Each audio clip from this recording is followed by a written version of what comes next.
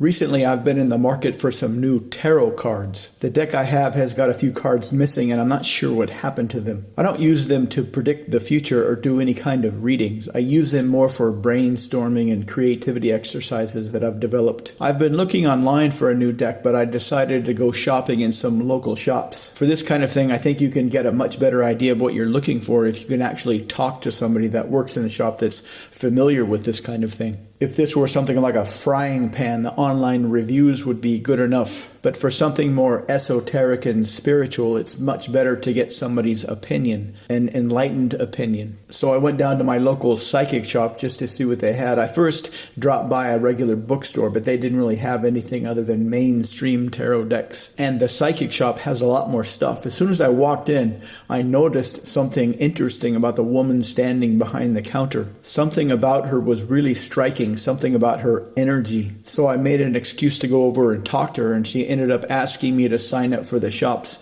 email list. She explained that the list is only for people who physically visit the store. It's not a list that you can sign up for online. I signed up for the list and she started sending me some very interesting articles, some magic spells, and a few invitations to some workshops in the shop. It turns out that this particular psychic shop has a lot of workshops and seminars. The one I went to was a demonstration on love spells. The lady giving the demonstration was explaining that real love spells take quite a lot of time to work, that there's a lot of junk being sold online that promises only a little bit of effort is required on the spellcaster. But in reality, if you want to make somebody fall in love with you, you need to put in a lot of effort. But if you are willing to put in the effort, if you are willing to learn the spells correctly, then you can get pretty much anybody to fall in love with you. The first step is you must really qualify the person. A common mistake is that people choose a target without really having any kind of solid criteria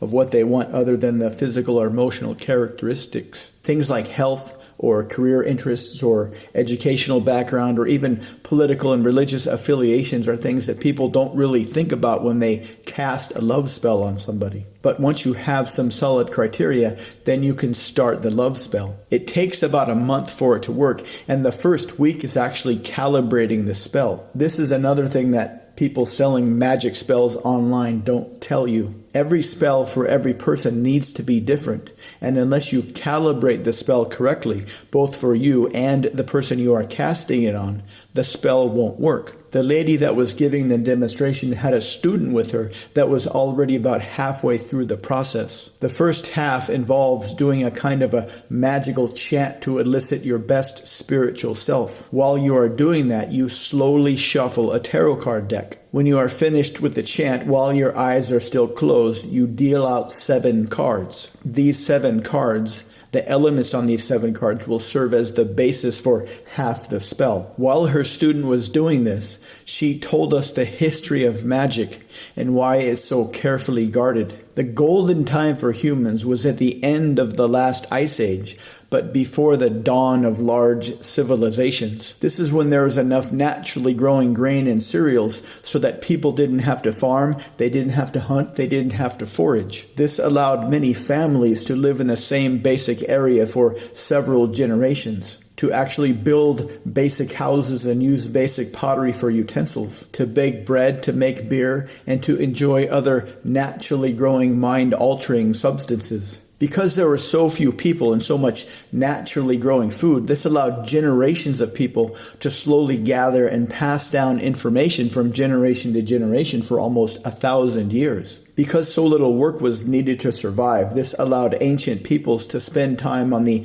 esoteric arts through meditation, astral projection, and remote viewing. Over about 1,000 years, these first peoples amassed an amazing amount of knowledge about the esoteric and spiritual arts. But pretty soon, certain people started to leverage these powers for their own benefit. For the first time in human history, people actually started to believe that they could own the land. Once people were separated into 2 classes, the landowners and everybody else, that's when the population started to get too big to live only off the naturally growing food. Pretty soon, the powerful land-owning elites had kept all of these ancient secrets of magic to themselves and used it to become much more powerful. Before long, there were two kinds of these esoteric secrets. The very powerful kind, kept by the elites to maintain their power and authority, and the kind taught to the masses. The kind taught to the masses was essentially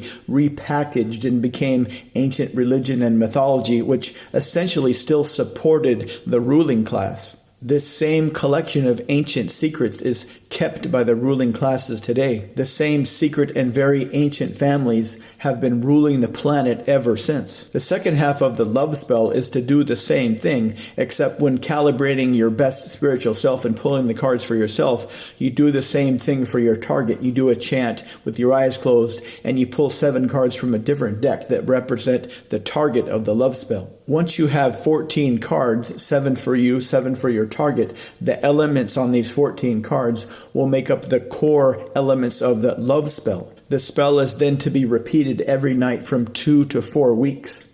The lady doing the demonstration said she was about halfway through the process. When she started, her target didn't even know she existed. At the time of this demonstration, her target had already approached her, asked her for her number, and had already taken her on 2 dates. I ended up buying 3 tarot card decks. One traditional one with traditional images, one influenced by Aleister Crowley, and one deck that uses anime characters. The one with anime characters is really cool. Just the images alone are worth the cost of the deck, and I'm really looking forward to using that deck for my hallucination and brainstorming exercises.